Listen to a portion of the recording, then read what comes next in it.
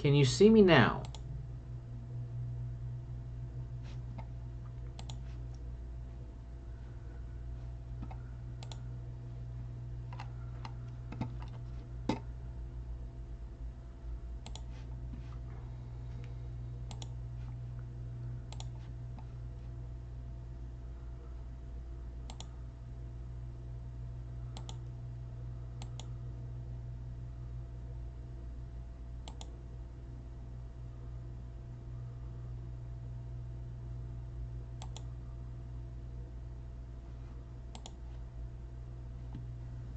Yay, okay.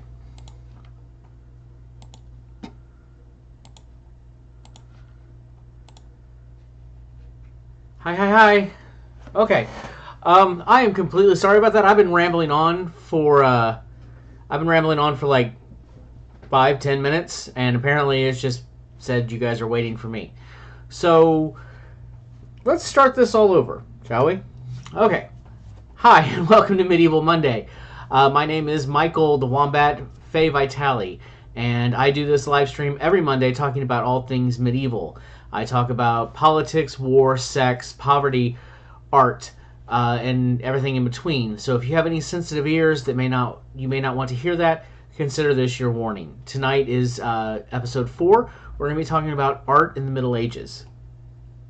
And since I've already started this, I actually have everything at least somewhat ready to go.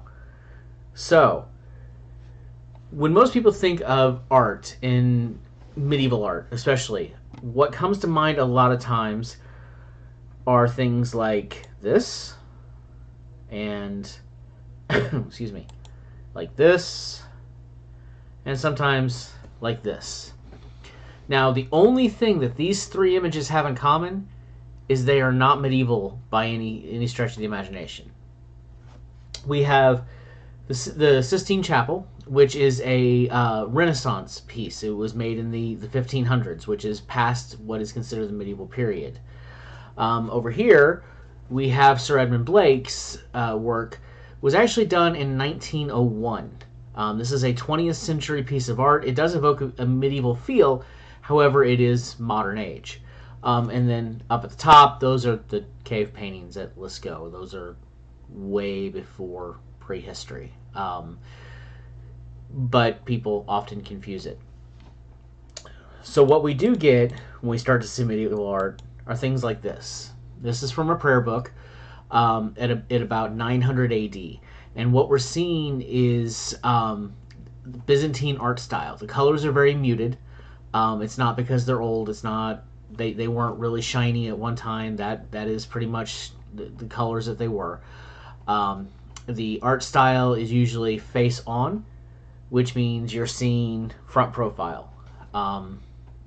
If you've ever seen the Egyptian hieroglyphics where they're turned to the side but the eyes are facing forward, that was actually a big thing for the sort of art at the time. But this full-on profile, that is a big mark of European art during the time period. We also get to see... let's try not to show the penises. Let's start right off, huh? Okay. This is an example of Indian art, the Kama Sutra. We talked about this one last time. As you can see, the faces are still slightly turned to where you can see both eyes, even though it should be profile. Hello, Pam. Hi, Skinny. Hi, Acer. Bear with me here. I'm a little thrown off, but we'll get it. As we continue to travel deeper into the Middle Ages, art does start to evolve. So we start to get things... I'm not going to show the chicken penis. Although you are going to see a penis. Where you start to see faces done more in profile and 3 dimensions towards the art. Let me grab one more image here really quick. To me, the most interesting thing about early medieval art is that most of it is done in books.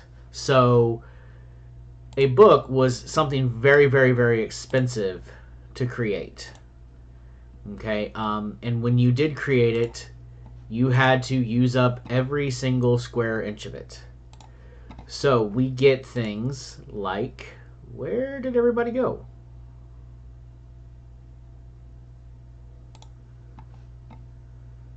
Okay, that's not great.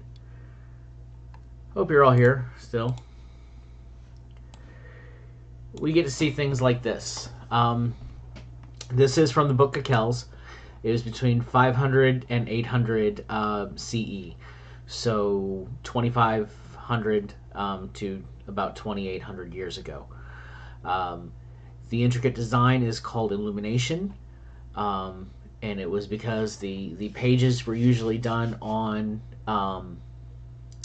some sort of vellum or skin, and they used metallic ink to color these in. So when the light would shine through, it would highlight all that. That's why they're illuminated. It's just another way of saying fancy.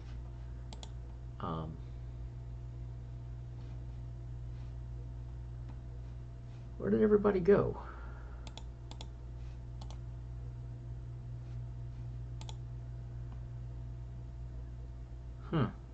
My chat window disappeared. That's not healthy. Alright, let's... Guys, I am so sorry for the technical difficulties at the moment.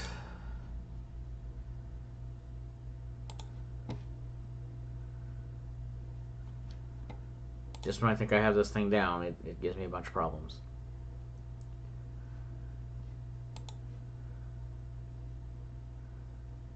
Live control room.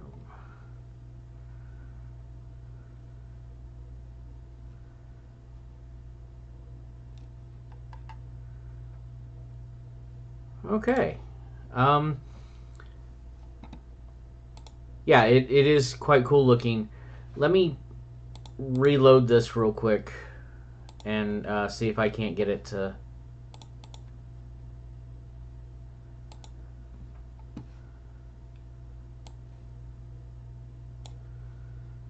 Sorry, guys.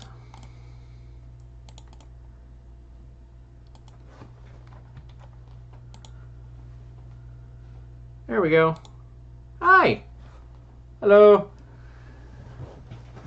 Okay, so as I was saying, and I'm sorry about that again. Excuse me. This is an illuminated piece of art. Comes from the Book of Kells. It's probably one of the more famous prayer books in the medieval period. And then we move on to even more intricacy in the art forms.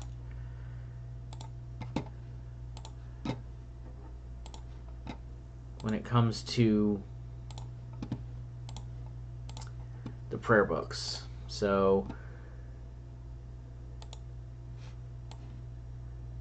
we have things like this, where they start to add people back into it.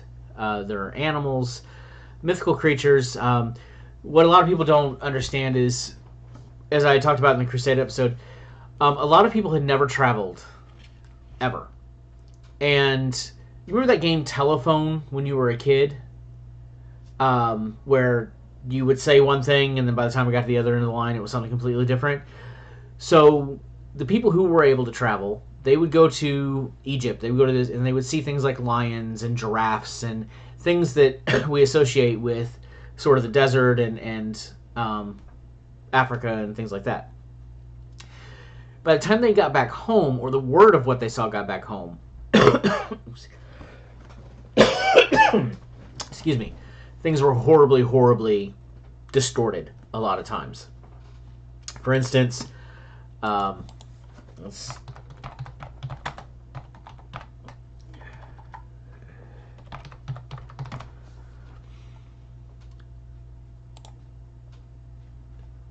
this, yeah.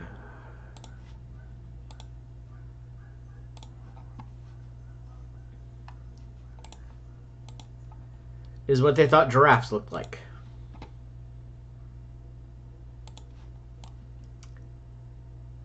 Now, they're not technically wrong, right? I mean, they're long-necked, long-legged, big creatures. However, anybody who sees that today, who sees giraffes all the time, would not consider that to be a giraffe at all. It looks like some kind of weird dragon type creature. Okay. So as we move from sort of the early medieval period into the High Middle Ages, where we start to it's during the Crusading period, near the end of the Crusading period. People have become much more traveled in the world. We start to see more influences from other countries, other colors, other things developing in our art. So we get things like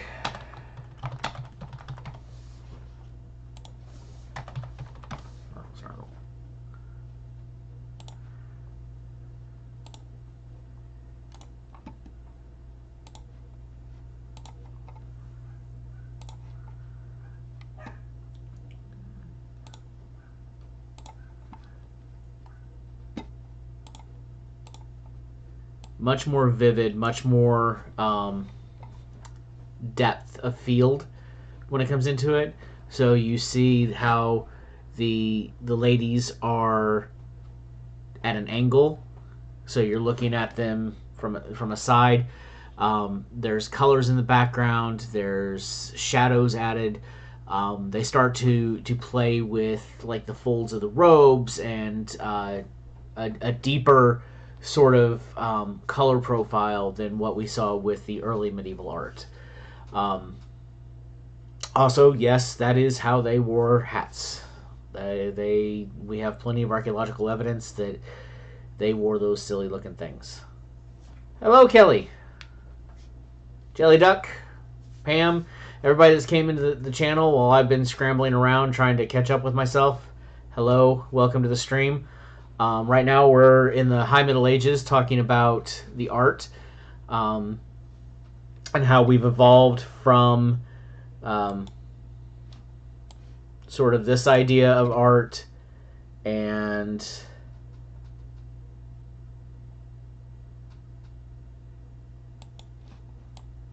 this idea of art into the modern, or not modern, but the High Middle Ages, where we go from very muted colors to brighter colors, depth of field, folds in the clothing, and just a general sort of more modern idea of what we start to see in art. Nope.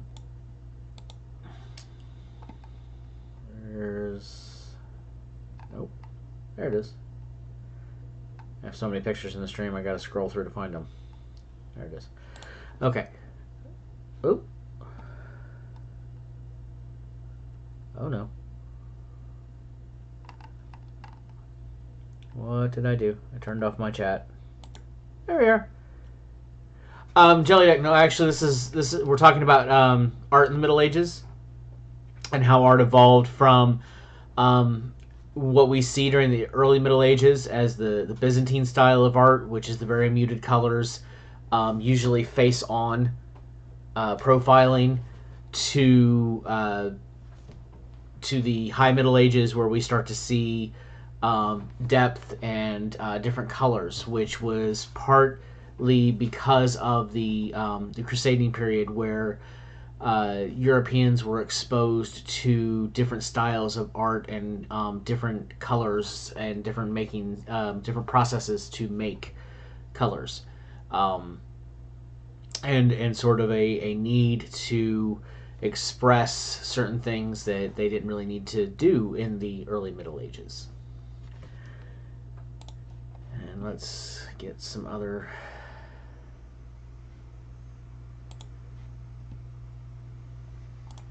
As we continue to move on, we start to see, more realistic paintings coming along. So we get things like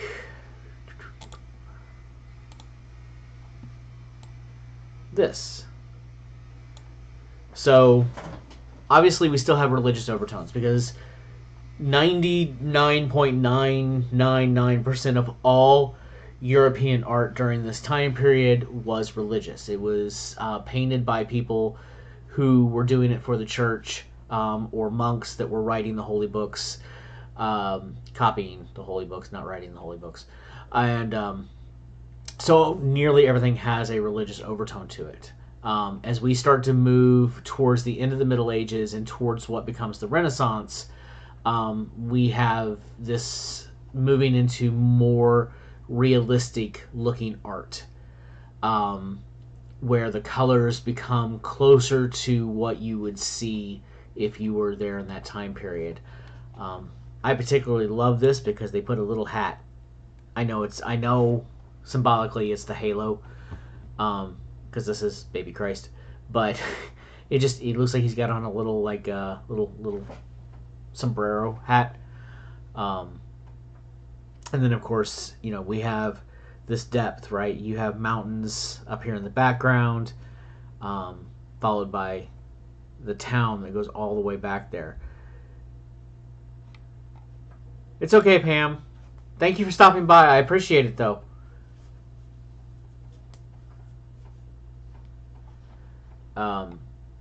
You even have people that are looking off in different directions, which was not really a theme. One of the biggest things that we come across is at the end of the Middle Ages, there was a little thing called the Protestant Reformation. And during the Protestant Reformation, what happened was a man named Martin Luther decided that he didn't like the way that the Catholic Church did temporal rewards. So if you remember back to episode 1 when I was talking about temporal rewards, where the church would say, okay, if you go on crusade, we will forgive all past sins and all sins you might commit in the future. That's quite a temptation for a lot of people to basically get a free ticket into heaven. So where we see with the Catholic art as glorifying God and glorifying the church, a lot of times what we start to see when the Protestant Reformation happens is art that sort of looks inwards. Instead of glorifying the church and glorifying Christ, they start to glorify the home and the family. And this is the big distinction between what you see when you're looking at late medieval, early Renaissance art. Is the Catholic Church, a lot of times it's Christ, it's God, it's the Pope sitting on the throne, it's Mary and baby Christ. Whereas in Protestant art, you're going to see everyday life. You're going to see the family focused on more than the church. Now, they still do have the baby Jesus. They still have Mary. Well, they don't really do Mary. But they do still have religious iconography within their work, but it is usually downplayed much more. And to give you another example, this is a piece of European or Catholic art. I just had it. What did I do with it? Made about the same time period. Now, you can see everything except me. You can see we have obviously just the layout of the book. We have the crucifix. We have Christ in the crucifix here. We have, different biblical stories. So this is them praying at the tomb. Or no, I'm sorry. This is the garden, Mount Olive. This is them praying right before Christ gets captured. Christ gets, this is the persecution, him carrying the cross, to him crucified, to him being laid to rest. So this is telling a story in 4 panels and showing, hello, Mr. Donnie G. I know you can't see me right now. Hi, I'm here. But as you see, this is a progress. We have saints lining this, very sort of detailed and over the top for this time period. Compared to this picture on the left, which is a feeding hall. There's no real religious iconography in it. It's just people eating, which was kind of one of the most important things during this time period. If you could eat, then that was better than this.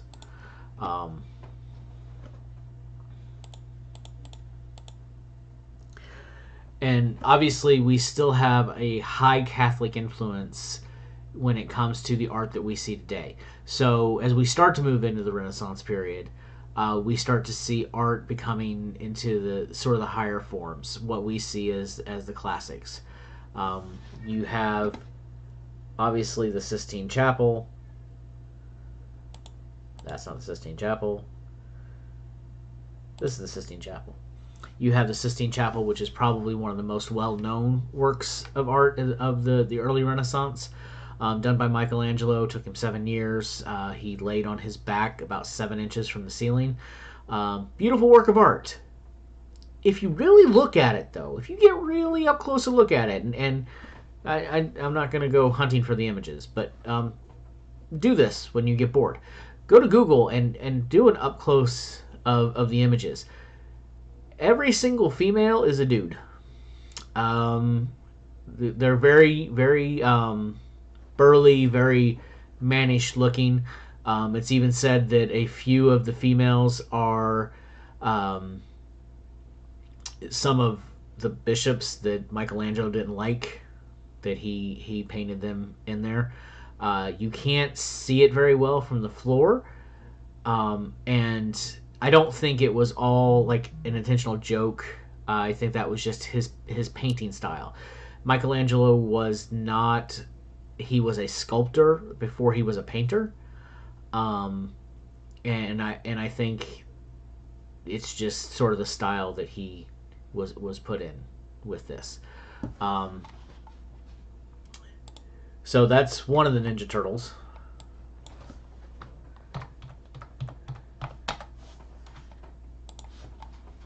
The next we come up with probably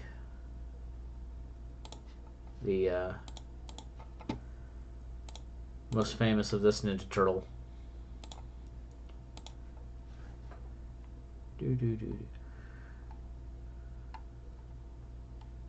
Where'd you go?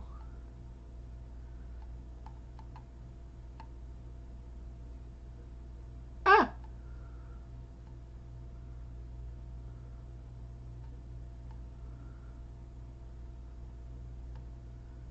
It is. There it is.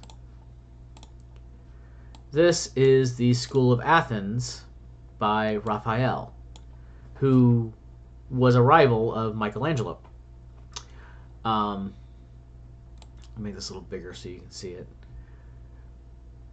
So Raphael was actually really wanted to do the Sistine Chapel. The Splinter just made bad jokes. Raphael wanted to do the Sistine Chapel. He petitioned the Pope to do the Sistine Chapel. He did a slander campaign against Michelangelo when he found out Michelangelo had been picked for it. And instead, he started working on this, which is the Steps of Athens. It is one of the most important pieces of art of the early Renaissance period, mostly because the sheer number of details that are put into it in such a large frame.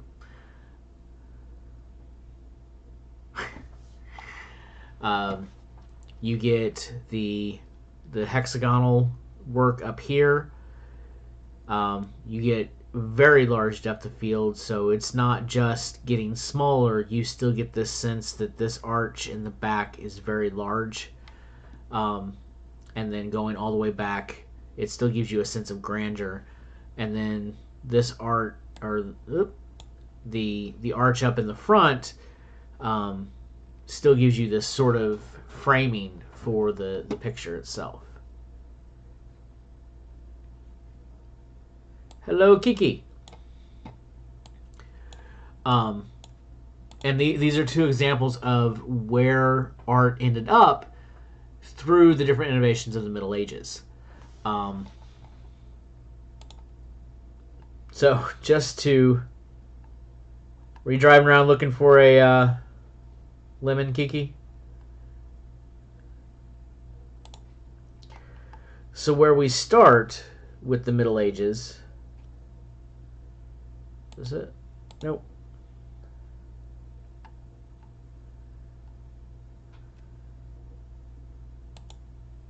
Where we start with the Middle Ages, with the Byzantine, and the muted color styles, the almost chibi-looking characters that are once again that face-on profile. 1/3, full third. I don't remember the art term for it. Hello, Rage. What's up? We start here, and like I said, the Byzantine, and we end up with the School of Athens.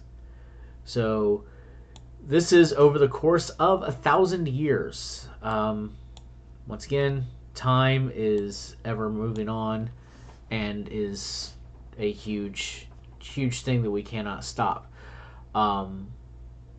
When you look at people who complain because they say I can't draw, and then they work on it for 10 years and every day, and then they go from drawing stick figures to beautiful works of art, it seems like a flash in the moment when you take from 1,000 years. This whole backwards thing is gets me, which I guess since people go from left to right, this would make more sense. Okay. When you start over here and you move to over here, yay, I figured that out. It is breathtaking, but we forget that there's 1,000 years between here and there. 1,000 years of horrible paintings, 1,000 years of trial and error, 1,000 years of different styles, a whole lot of penises, a whole lot of anuses, because that's what a lot of monks drew, I guess, when you're bound up in a monastery and all you can do is make wine.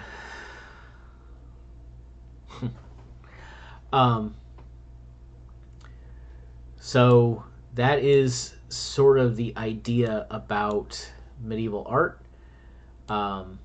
Examples of it, once again, we do not have... Where are we at?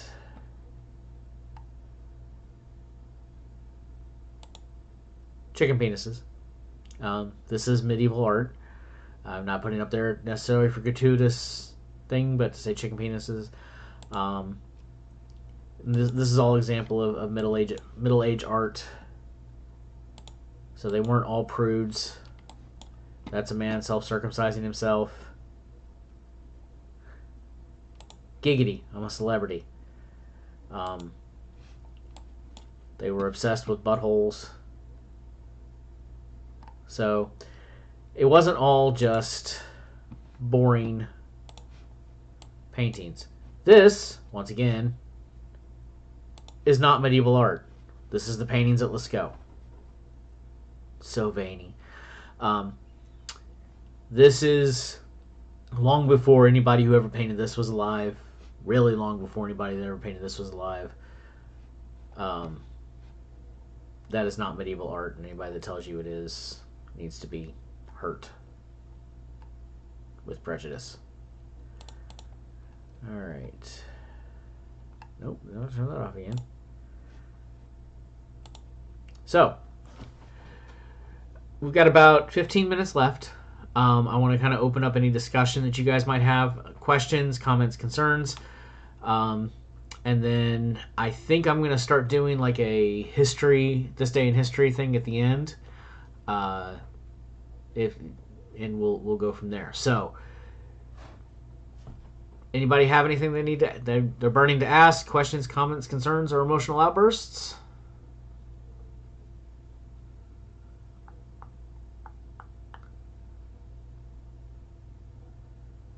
I mean, I can keep talking. I can do that. It's a thing I can do. I like to hear my own. I like to hear. Yeah.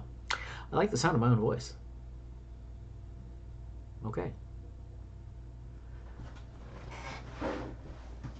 So next week, I do believe that I'm either going to do a Q&A, or I'm going to talk about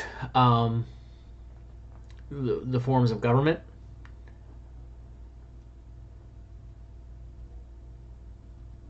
Is what true?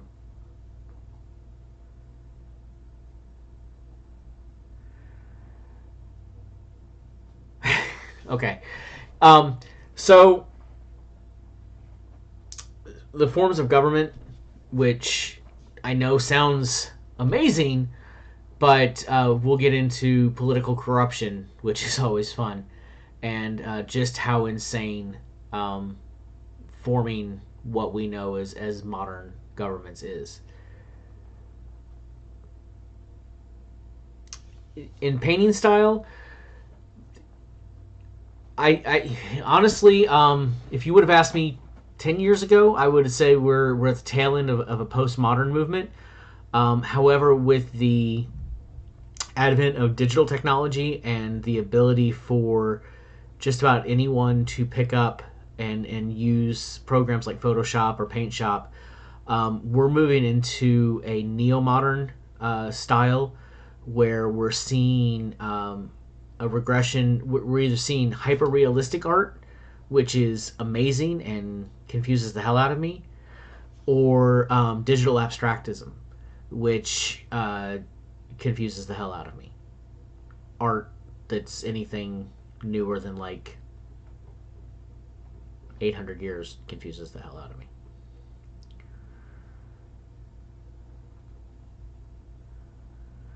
No, women could pose for art. Mona Lisa posed for art. The girl with the pearl, the woman with the pearl earring is another contemporary piece of art. It's just Michelangelo couldn't draw women. They all look like really beefy dudes with tiny melons stuck underneath their tunics, togas, whatever they were called. But yeah, definitely I see us moving into a neo-modernism, a totally revolutionary way of art. And that goes for not only painting, but drawing, photography, all of that. With the amount of editing programs out there, you can take a bad painting or a bad photograph and make it gorgeous. So a lot of people, a lot of artists will tell you that that's ruining art. I think it's allowing people to take what's in their mind and create it to the way they see it. I do photography, and a lot of my photos are edited because what I see in my mind is not always what's on the other end of my lens. And I can sort of bring that truth that's in my mind out through editing. There's something to be said to be learning how to take better pictures, yeah, but still. Forms of government, yeah, so we'll talk about the popes and how there were three popes at one time. We'll talk about the female pope.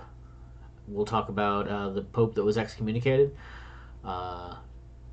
And we'll talk about how kings got along with popes, because they didn't. Not really. But, so, we're going to talk about this day in history. So, this day in history, in 1148, European knights set their attack on Damascus. This was a huge mistake. This was also part of the Second Crusade, technically the launch of the Second Crusade. So June 23rd, 1148, European knights who had been snooping around the walls of Damascus decide to attack.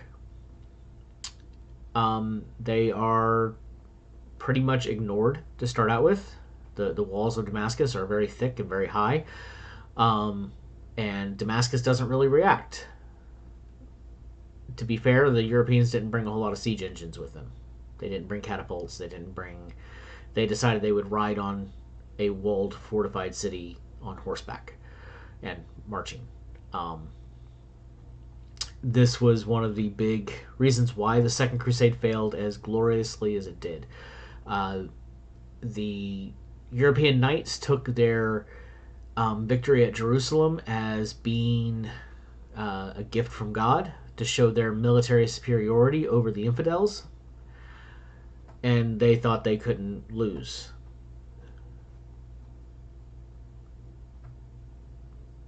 Did I say July 23rd or June 23rd?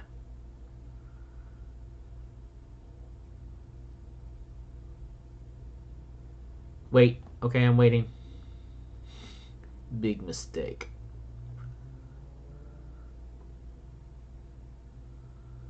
What did I say? Did I say July 23rd? No, today is July 23rd, not June 23rd. I'm very confused.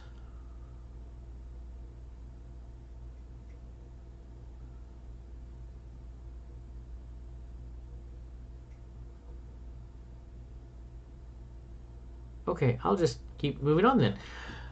Okay, so the Second Crusade, they attacked Damascus. They were ignored. They attacked Damascus again. They were pretty much ignored. They attacked Damascus again. Damascus decided to open up their doors. I meant July 23rd. I knew that.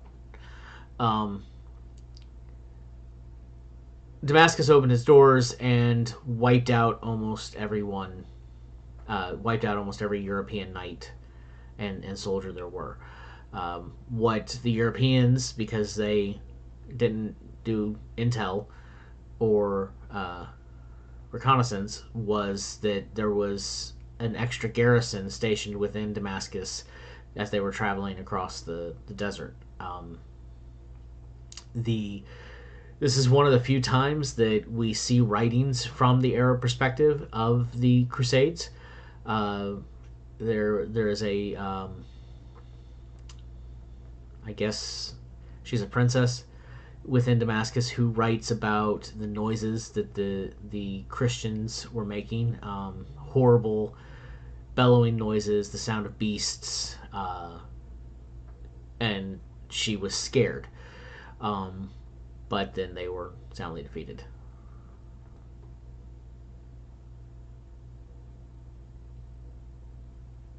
I'm assuming.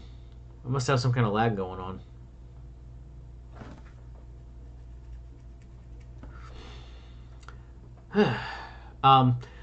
So that it was the day in history. June 23rd, 1148. European knights attacked Damascus. So make sure that if you haven't yet, you hit the thumbs up for me down at the bottom. I know everybody in here, so I'm pretty sure you're all subscribed. So I'm not going to bother you with that. However, if you're watching the replay and you're not subscribed, hit that red subscribe button for me. I will be back next Monday at 8 p.m. with episode 5 of season 1. I'm thinking I'm going to hold the episodes to probably 8. Make it a relatively short season because I have some things that I want to do. Lag. And I need to figure all this out better. But I'm going to open up either a chat or something, like a Discord server or something for Medieval Mondays, just so we can have discussions in between and I can get ideas and field questions and things like that I can then put into the episodes. So I hope you guys have enjoyed it. I enjoy talking about this stuff. I do like to, share what knowledge that I do have. Did I say June again? July 23rd, 11:48. It's been a long day.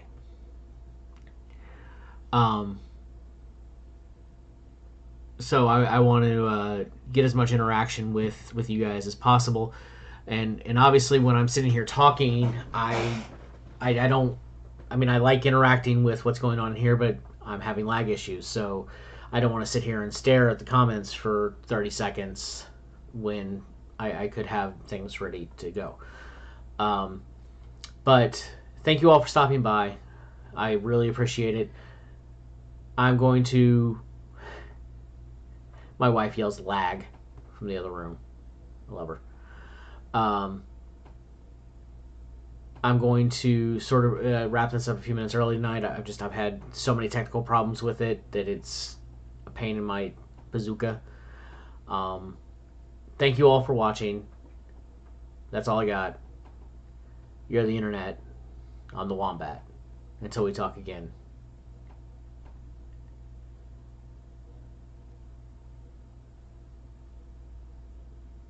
Have a great time, guys. I used to know a lot about art. That information has been purged for video game knowledge and movie quotes. Everything has its uses, right? Alright, guys. Take it easy.